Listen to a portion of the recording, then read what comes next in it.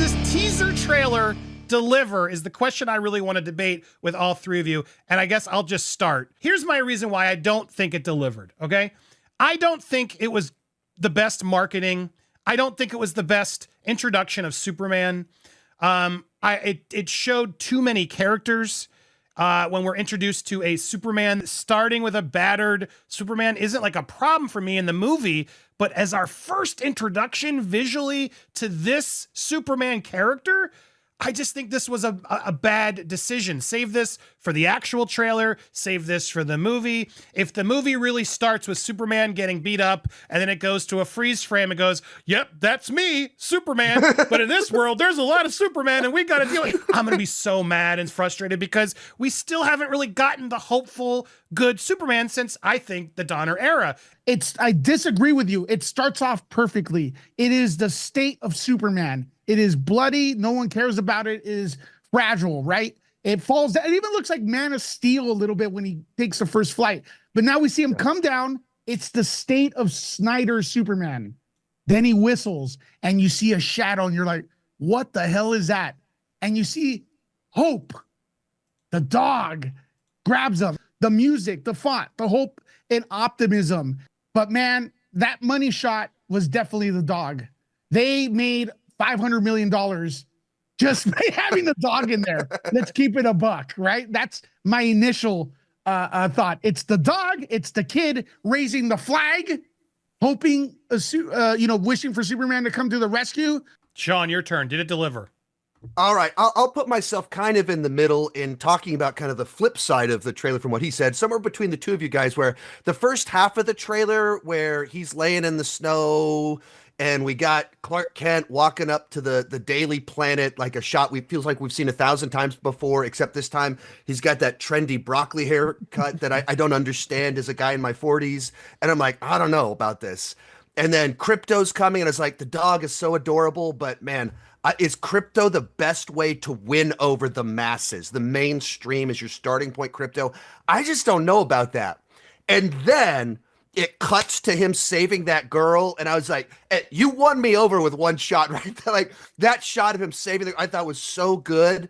And there's a bunch of those little moments where they're lifting up the flag with the symbol on it. And it's a populated world with massive threats. It's like leaning into how comic booky it is.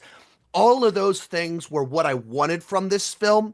And so the back half of it, I feel like delivered what I wanted in the back half of a trailer like this. But I will agree somewhat with you, Andy, on that beginning part. I don't think that's the best on-ramp to a new Superman. I think this is a kind of a weird way to do it, to ease me into this world. But I would say by the end of it, I got what I wanted. I was already excited for this, and I ended it like, man, I got to watch that trailer again. I can't wait to watch this movie. That's where I'll concede. I'm glad you brought it up. This shot was this was the shot of the trailer for me. Like, this is what I've been dying to see in Superman movies, right? And it reminisces the Lois and Superman and Lois opening sequence from the TV show. That was fabulous, seeing like the old style Superman, and I thought they just killed it in that. And I guess that's really what I wanted. If he wanted to set up a dark and dreary world, I just think a re-edit of this trailer would make it 100 times better to get us this as the introduction to Superman, not rely on a cutesy dog, because the movie's not called Krypto, it's called Superman. I get it. The dog is adorable. The dog is, it's Baby Groot in Superman. He clearly got a marketing push and he's like, I got you even better than Baby Groot. And it's going to be adorable. Everyone's going to love Krypto. I have no doubt. I'm not hating on Krypto, but really, for your teaser, you're that worried about your Superman that you're distracting me with a dog?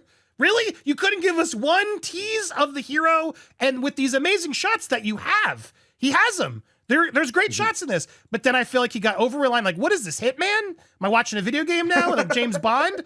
I didn't like this as the intro to him. I loved this.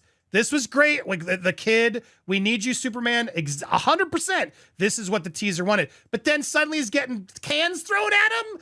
And then we got 100 villains, and what is this weird Dumb and Dumber Hal Jordan Green Lantern haircut?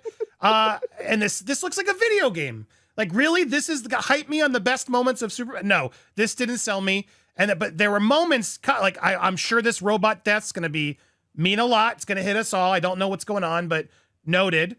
But yeah, overall, there's just so much going on. This trailer could have been better edited, that there could have been a better buildup or proper buildup to use the assets here from a marketing piece to make this hit even harder.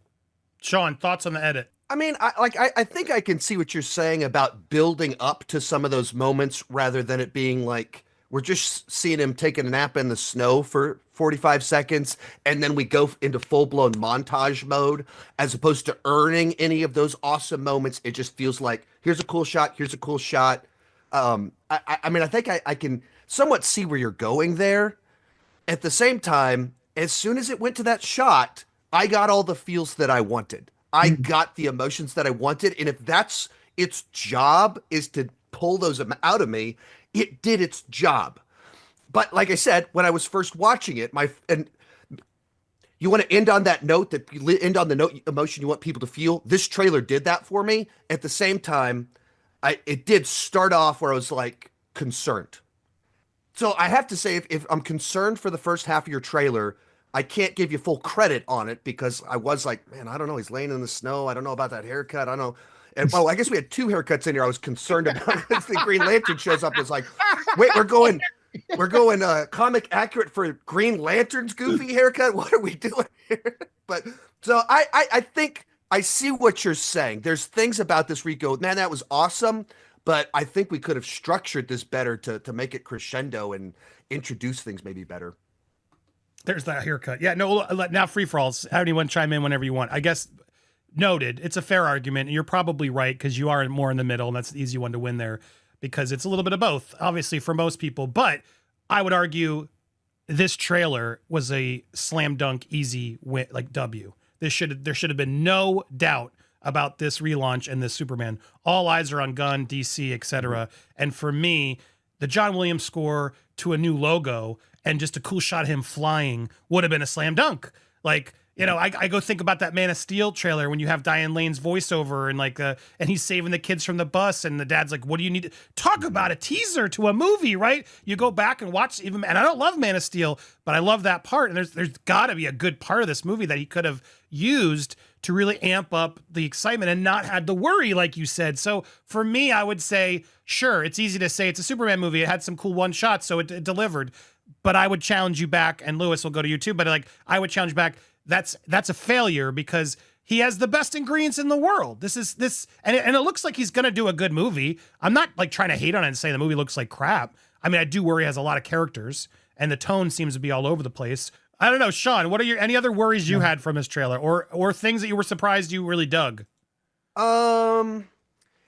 I was surprised that we're seeing a full-blown kaiju in the trailer. I was like, oh, they're really going for it, like on that one. So that was something that was a surprise to see it, as well as surprise. I was like, I think I'm just down for that.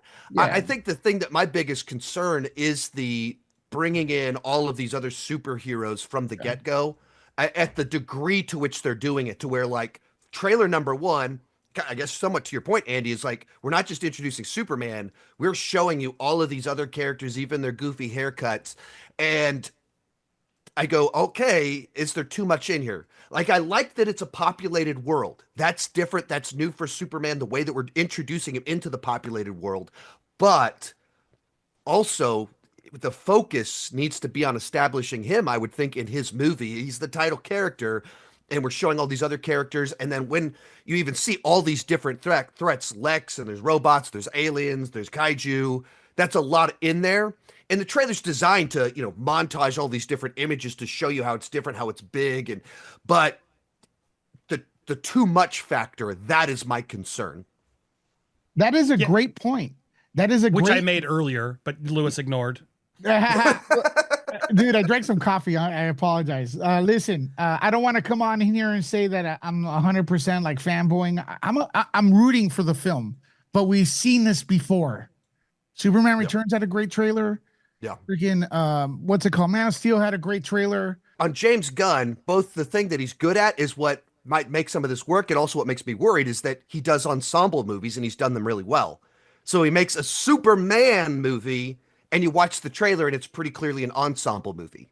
Now, maybe his gifting will make that work, or maybe his gifting will make it like a Superman movie that kind of works on its own terms, but doesn't fully deliver what you want from a Superman movie.